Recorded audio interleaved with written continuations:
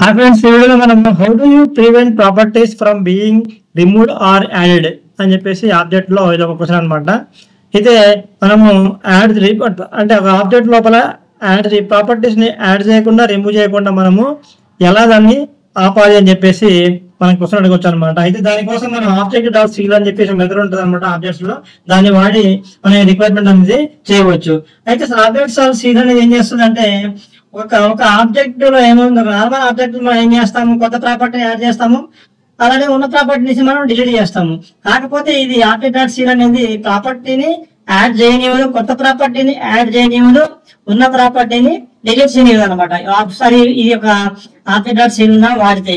అయితే ఇంకొకటి ఏంటంటే దీనికి ఉన్న ప్రాపర్టీస్ లో మనం అప్డేట్ చేయొచ్చు అనమాట. ఉన్న ప్రాపర్టీని అప్డేట్ చేయొచ్చు కానీ కొత్త ప్రాపర్టీ యాడ్ చేయలేము, లేదా ఉన్న ప్రాపర్టీని డిలీట్ చేయలేము. జస్ట్ అప్డేట్ మాత్రమే చేసే అవకాశం ఉంటుంది అనమాట ఈ యొక్క ఆబ్జెక్ట్ డాట్ సీల్ అనే మెథడ్ లోపల.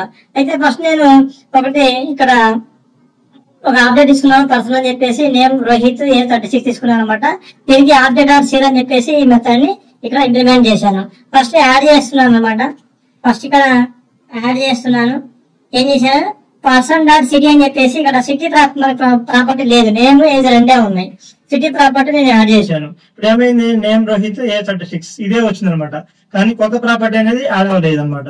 అంటే కొత్త ప్రాపర్టీని ఇది యాడ్ చేయనివ్వదు సీల్ అనేది.